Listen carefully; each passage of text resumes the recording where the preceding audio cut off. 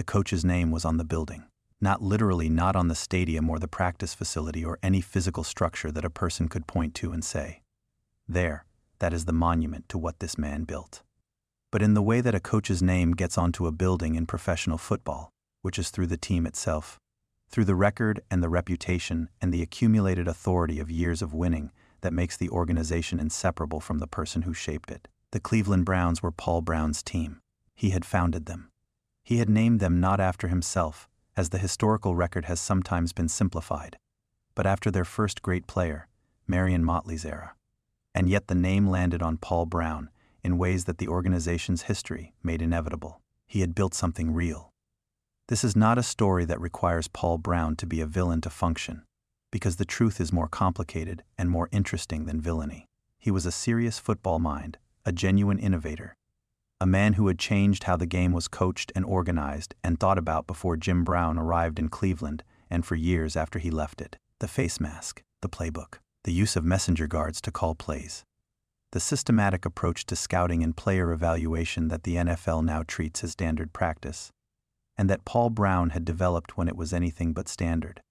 He was, by any honest accounting, one of the most important figures in the history of the professional game. He was also, by 1961, in a relationship with his most important player that had developed the particular quality of two forces that are too strong to coexist in the same contained space without one of them eventually giving way.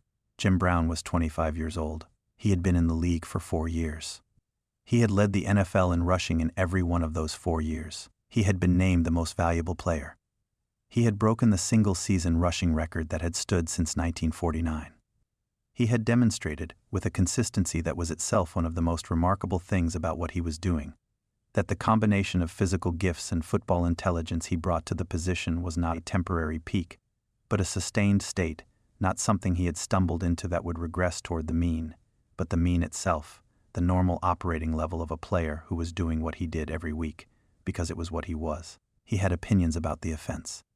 He had opinions about how he was being used, about where the opportunities existed that the game plan was not addressing, about the relationship between what Paul Brown's system called for and what the defense the Browns faced each week was actually offering.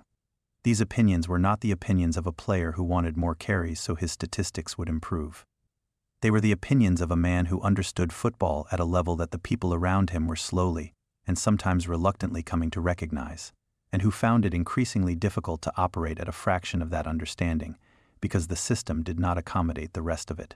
Paul Brown's system did not accommodate it. This was not an accident. Paul Brown's system was built on a specific philosophy. The coach calls the plays, the players execute the plays, and the excellence of the outcome is a product of the quality of the system rather than the individual decisions of the players within it. This philosophy had produced championships. It had produced a dynasty in the All-America Football Conference and a sustained excellence in the NFL's early years that was real and documented and visible in the record books. The system worked. The system was also, in its relationship to Jim Brown's intelligence, a kind of cage, not because Paul Brown was oblivious to what Jim Brown understood. He was not oblivious. He was a serious football mind encountering another serious football mind. And the encounter was producing the specific friction that occurs when two serious minds hold genuinely different views about how something should be done, and neither of them is capable of simply deferring to the other's authority. The authority officially was Paul Brown's. He was the head coach. He called the plays. The messenger guards carried them in from the sideline, a system Paul Brown had invented, and that was now being used against its inventor in ways he had not anticipated because the player who was supposed to execute the called plays was spending too much of his attention on the question of whether the called plays were the right ones. Jim Brown thought they were not always the right ones. He was not wrong. The 1961 season was the year the friction became visible. Not in a single dramatic confrontation those would come, and they would be significant, but they were the expression of something that had been building for longer than any single moment could contain. The friction became visible in the way that deep incompatibilities become visible. Gradually, through the accumulation of small moments that each carry a little more weight than the last, until the weight has become something that the surrounding structure cannot hold without either releasing it or breaking. Jim Brown said things in the press that a player in a functioning relationship with his coach does not need to say publicly. Not inflammatory things. Jim Brown was not a man who manufactured drama, whose statements were designed to wound or destabilize or draw attention to himself at the team's expense. But honest things, specific things. The kind of things that a man who has been holding his actual assessment of a situation says, when the holding becomes more costly than the saying. He was dissatisfied with his role in the offense. He believed the game plan was not utilizing what he offered. He believed there were things the offense could do that the system Paul Brown had built was not designed to accommodate. These statements produced exactly the response they would produce in any hierarchical organization when a subordinate criticizes the superior publicly. Paul Brown was not pleased. The relationship, already strained by the accumulated friction of several years of operating in the same contained space, tightened further. Other players were watching. This is the part of the story that is most important to understand. Jim Brown was not alone in his dissatisfaction. He was the most prominent of the dissatisfied, the one whose public statements made the dissatisfaction legible, but he was not its only source. There were other players who had their own versions of the frustration, their own experiences of operating in a system that prized the system's integrity over the player's individual intelligence, that treated deviation from the called play not as football thinking but as insubordination. The question was who was going to do something about it. The answer, inevitably, was Jim Brown. What happened between the 1961 season and the beginning of 1963 is not a story with clean edges or a single decisive event. It is a story of accumulation and pressure and the specific dynamics of an organization that had built itself around a man whose authority was genuine and whose system was real and who was now encountering, in the player his team had selected 6th overall in 1957, something that the system had not been built to contain. Art Modell bought the Cleveland Browns in 1961. He was a new owner, a young owner, a man without the decades of invested relationship to Paul Brown that might have made him slower to act on what he was seeing. What he was seeing was a team with the most dominant player in professional football that was underperforming relative to what that player suggested should be possible, and a head coach whose relationship with that player had deteriorated to the point where the two forces were working against each other rather than together. He fired Paul Brown after the 1962 season. The official reasons, the stated reasons, involved the team's performance and the direction of the organization and the decisions that an owner has the authority to make about the people who run his team. These reasons were real. They were also not the complete story. The complete story included Jim Brown. It included the fact that the most important player on the team had, through the consistent expression of his own assessment of the situation, made it clear that the current arrangement was not producing what the talent should produce, and that the arrangement therefore needed to change. Paul Brown was a man who had built a dynasty and had his name on a team that he had not put his name on, and had shaped an organization and a system and a legacy that the game would be studying for decades after he was gone. He was also, at the end of his time in Cleveland, a man who had encountered a force that his system could not accommodate and had refused to acknowledge that the encounter required the system to change. The force won. Not because Jim Brown was more important than Paul Brown. Not because talent is always more powerful than system or individual intelligence more important than organizational structure, but because in this specific case, with these specific people, in this specific organization at this specific moment the force that needed to give way gave way. Jim Brown said very little about this publicly at the time. He was not a man who celebrated the removal of people, even people whose removal he had contributed to. He said what he had always said, that he believed in winning, that he believed the offense could do more, that he was prepared to do his part in whatever arrangement produced the best outcome for the team. He prepared for the 1963 season under Blanton Collier. Blanton Collier was a different kind of coach. Not a lesser coach. The record he produced in Cleveland, including the 1964 NFL championship, is evidence enough that the difference was not a downgrade, but a different kind in the specific way that mattered for what was about to happen. Where Paul Brown's system had been built on the premise that the coach's knowledge was the organizing intelligence of the team, and the players were the instruments through which that intelligence expressed itself, Collier's approach was more permeable. He listened. Not in the way that a manager listens to complaints before explaining why the complaints are incorrect, but in the way that a serious person listens when they understand that the person speaking has something worth hearing. Jim Brown spoke. Collier listened. The offense incorporated what Brown understood in ways that the previous arrangement had never permitted. The 1963 season began. Jim Brown carried the ball with the particular quality of a player who has been partially confined and has been released, not the simple expression of physical talent, but the expression of football intelligence that had been operating at a fraction of its capacity and was now permitted to function more completely. The reads were sharper. The decisions were faster. The ability to process what the defense was offering and respond to it in real time, which had always been present but had been constrained by the requirement to execute the called play regardless of what the defense was doing. That ability was now part of the offense's design rather than a deviation from it. He gained 1,863 yards in 14 games, with a yards per carry average of 6.4, the highest single-season average of his career. He broke his own single-season rushing record by more than 300 yards. He was named the NFL's most valuable player by 4 different organizations. He was, in 1963, the most statistically dominant rushing performance in the history of professional football to that point. The 1962 season, his worst by the standards of everything that surrounded it, had produced 996 yards and speculation from the sports press that the peak might be passing. The 1963 season, the season after the arrangement changed, after the system that had confined his intelligence was replaced by a system that incorporated it, produced 1,863 yards. The difference between those two numbers is not entirely explained by the change in coaching. Football is not a controlled experiment. Other things changed between 1962 and 1963: health, personnel, the specific opponents on the schedule, the random elements that make any season different from any other. The difference cannot be reduced to a single cause. But the difference between 996 and 1,863 is large enough, and the timing of it precise enough, the season immediately following the change, under the coach who listened, rather than the coach who did not, that the people who watched it happen had no difficulty identifying the most significant element of what had changed. Jim Brown had been given room. And what Jim Brown did with room was 1,863 yards. Paul Brown went to Cincinnati in 1968.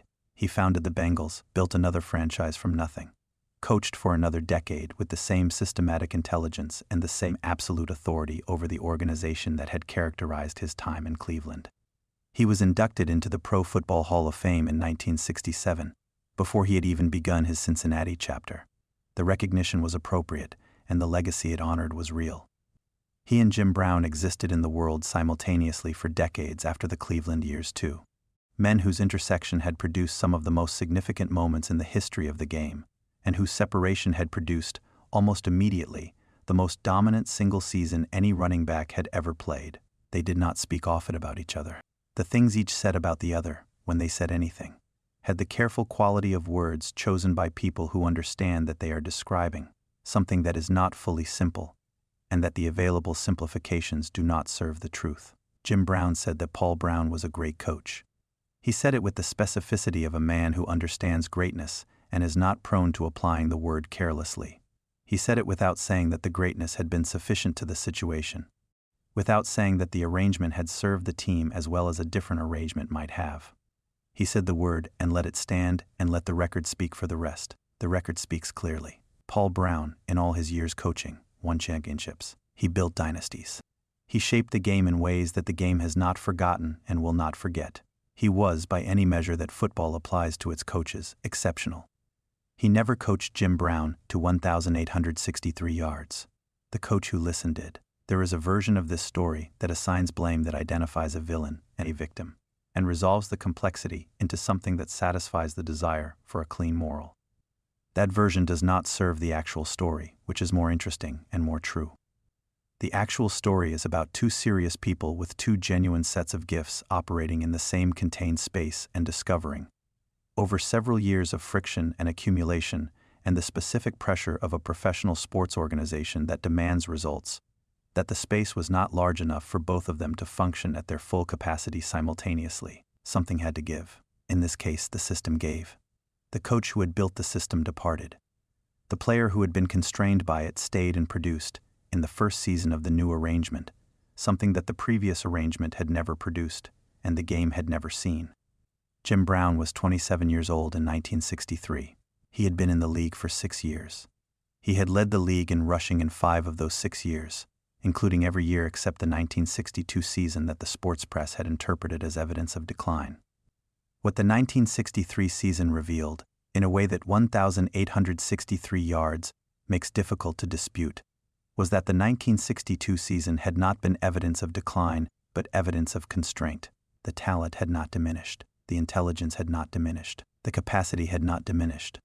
The system had simply been the wrong size for what was inside it.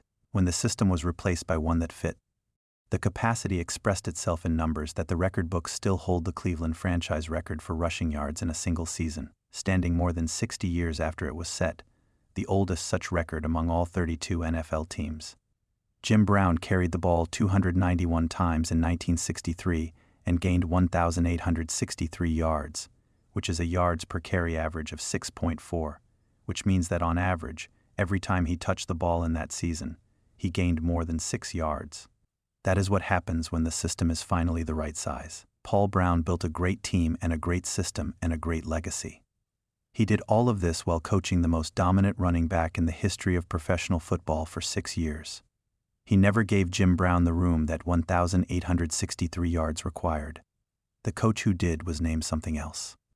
And the room, when it finally arrived, produced something that the record books have been holding for more than 60 years. Waiting for someone to come along and understand what it actually means. It means that the system has to fit the player, not the other way around. Jim Brown understood this from the beginning. It took the rest of the situation longer to catch up. When it did, the scoreboard showed 1,863. The scoreboard does not lie. There is something worth sitting with in the specific number. 1,863. Not because numbers tell the whole story, they never do. And anyone who has watched football seriously understands that the box score is the residue of the game rather than the game itself, the trace left behind by 60 minutes of collisions and decisions and the accumulated intelligence of 22 men trying to impose their will on each other in real time. The number is not the thing. The number points to the thing. The thing it points to is this. Jim Brown, in the season after the arrangement changed, did not simply perform better. He performed at a level that exceeded anything the previous arrangement had produced by a margin so large that the word improvement does not adequately describe it. Improvement is what happens when a situation becomes somewhat better. What happened in 1963 was a different category, the release of something that had been contained, the expression of a capacity that had been operating at a fraction of itself, the demonstration of what Jim Brown actually was when given the environment that his intelligence required. Paul Brown was not a small man. He was not a coach who lacked vision or discipline or the specific organizational intelligence that builds something from nothing and keeps it functioning at a high level over many years. He was all of those things, and they were real. But in his relationship to Jim Brown's football mind and the specific question of whether the system should incorporate what the player understood, or whether the player should subordinate his understanding to the system, he made a choice that the 1963 season evaluated with the precision that only results can provide. The result was 1,863 yards. The result was the franchise record that still stands. The result was the season that the sports press had been wrong to predict would never come. The answer to the question of whether Jim Brown at 27 was declining or merely constrained. He was constrained.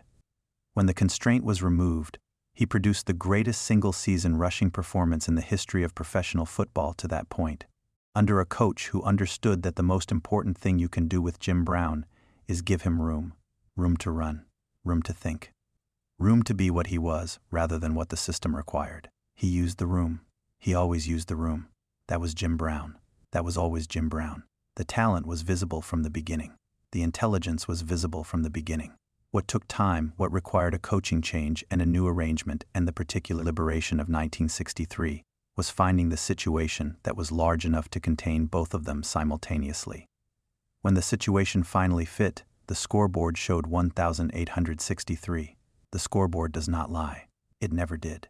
And Jim Brown, who had been saying something similar since 1961, was simply the man who had been waiting, with the patience of someone who knows what they are capable of and understands that the world will eventually catch up, for the number on the scoreboard to say what he already knew. It finally did, in 1963, under a different name on the sideline.